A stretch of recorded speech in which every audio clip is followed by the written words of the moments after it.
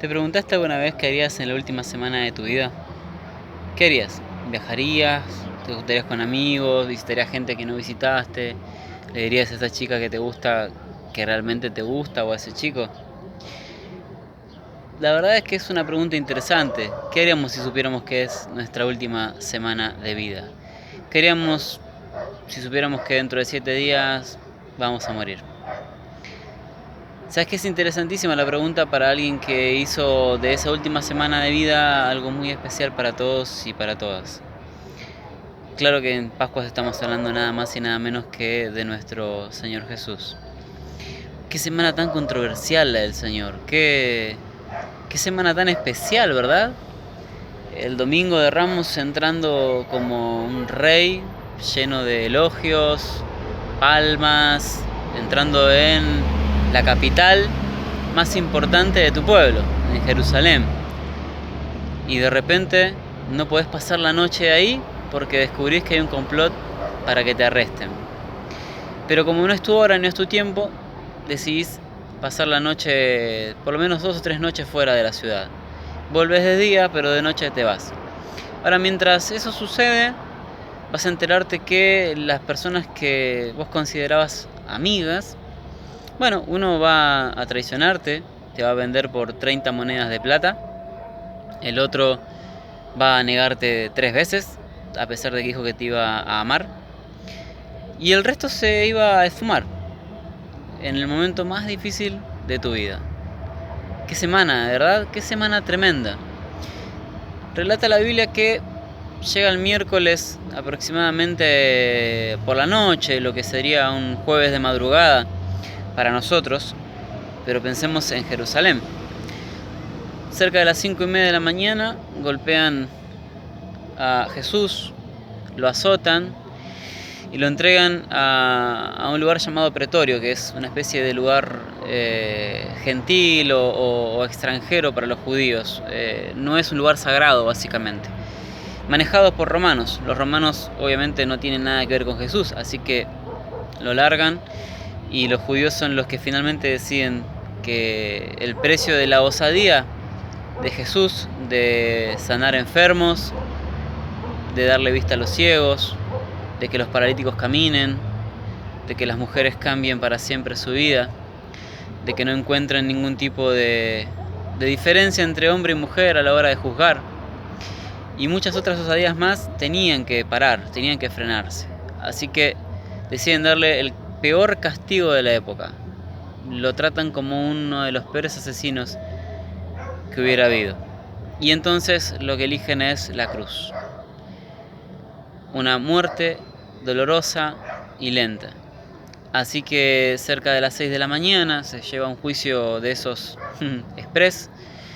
Y a las 9 vemos al Mesías, aquel que había alimentado a más de 5.000 personas, aquel que había resucitado a su amigo, aquel que había escuchado las penas de todos y haber perdonado pecados. Lo vemos crucificado junto con 2 personas más. 6 horas fue lo que tardó Jesús en morir. Muere, según los cálculos, cerca de las 3 de la tarde. Ahora, todo esto que te relaté tiene un sentido. Y es algo que ya estaba predicho en el Antiguo Testamento. En Éxodo capítulo 12, en el versículo 6 dice que el cordero pascual, el cordero de la Pascua, se lo tenía que inmolar entre las 2 tardes. Ahora bien, déjame explicarte algo sobre la cultura judía de aquel momento. En las Pascuas, en lo que sería la primavera, en el hemisferio norte, en Israel, en Jerusalén, el sol azotaba mucho entre las 12 del mediodía y las 3 de la tarde. Entonces los judíos tenían su día laboral separado en 2, en las famosas 2 tardes, de 6 de la mañana a 12 del mediodía y de 3 de la tarde a 6 de la tarde. Así que Jesús fue crucificado entre las 2 tardes. Qué casualidad, aunque con Dios nunca existen las casualidades, sino las causalidades.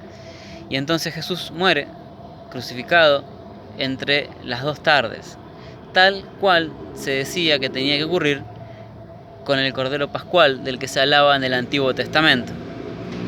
Ahora bien, el día en el que Jesús es crucificado, los judíos, el pueblo judío, celebra la Pascua. Pero qué ciegos estaban ¿Qué tan ciegos podían estar de saber que ese que estaban crucificando era nada más y nada menos que el Cordero por el cual se iban a expiar todos los pecados, ya no solamente del pueblo judío, sino de todo aquel o a toda aquella que crea en Jesús? Así que quiero reflexionar sobre dos cosas en esta tarde tan linda, en este atardecer tan bello que tenemos en la ciudad de Solano mientras los vecinos ponen música. Quiero reflexionar dos cosas. La primera, quiero ponerme en el lugar de los discípulos, quiero ponerme en el lugar de Pedro, que había negado a Jesús y que ahora tenía al maestro muerto en una tumba. Quiero ponerme a pensar en los discípulos que abandonaron a Jesús y que veían cómo estaba derramando su sangre en una cruz. Quizás se sintieron cobardes, quizás sintieron que tenían que estar y no estuvieron. Pero también déjenme pensar en los discípulos con una desilusión. Quizás este no era el Mesías, habrán pensado. Si bien Él les anunció muchas veces que el tercer día resucitaría. Imagino la noche del viernes y el sábado para esas personas. Porque ahora sabrían que iban a venir a perseguirlos. Que todo lo que habían hecho con Jesús en 3 años se empezaba a revertir. La verdad es que uno piensa en la desesperación que habrán sentido esas personas. En la desesperanza. ¿Te sentiste así alguna vez? ¿Sentiste que por más que esperabas en Jesús, parecía ser que el Mesías no iba a llegar? Quizás te pasó de que esperabas que con su mano poderosa sane una enfermedad y sin embargo esa enfermedad se terminó llevando a la persona que vos amabas. Y pensaste y dijiste, bueno, Jesús finalmente no tiene el poder para hacerlo. Quizás lo de la resurrección es algo que solo sucede para algunos. Pero sin embargo, el domingo a la mañana dicen que las mujeres fueron a llevar algo aromático a la tumba y se encontraron con la sorpresa de que la piedra estaba corrida. Y entonces preguntaron dónde está. Y quiero regalarte esta frase en esta noche, porque ya cayó la noche. Dice que los ángeles que estaban en la tumba de Jesús le preguntaron a las mujeres, ¿por qué buscan entre los muertos a aquel que está vivo? ¿Y sabes qué? Si algo que significa la Pascua es que Jesús ocupó nuestro lugar en la cruz. Porque el castigo no desapareció. Cuando nos equivocamos, cuando pecamos, el castigo del pecado es muerte. Y eso no cambia. ¿Sabes lo que cambió? Cambió aquel que iba a hacerse cargo de ese castigo. Entonces no fuiste vos y no fui yo, sino que fue el Señor. Que Él ocupó una cruz que tenía nuestra forma. Y la Pascua significa perdón, significa redención, pero también significa que Jesús vive, que Él está vivo y que Él está buscando, como siempre, un lugar donde habitar. Yo no sé en qué situación te encontrás vos hoy, la verdad no lo sé, pero sí hay algo que yo quiero decirte. Nunca es tarde para volver a Jesús. Si Él, a pesar de que lo hayan abandonado, que lo hayan dejado, que lo hayan negado, que lo hayan traicionado, que hayan hecho tantas cosas con Él, a pesar de eso se subió a la cruz. ¿Cuánto más hoy que ya la venció y que está vivo? Va a esperarnos.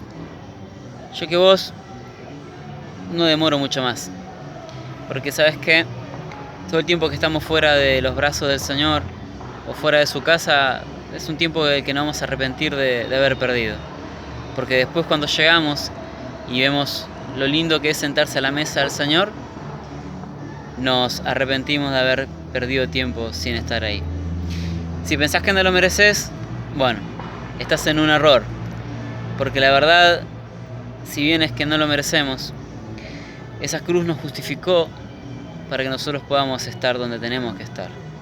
Él pagó el precio, no nos equivoquemos. Él pagó el precio, no nosotros. Así que en estas Pascuas yo te animo a que vos vuelvas a Jesús. Él te está esperando. Nunca, jamás va a dejar de esperarte. No sé qué hiciste, pero la palabra dice que si confesas tus pecados, Él es fiel y justo para perdonarte, limpiarte y volverte a encontrar. Que Dios te bendiga.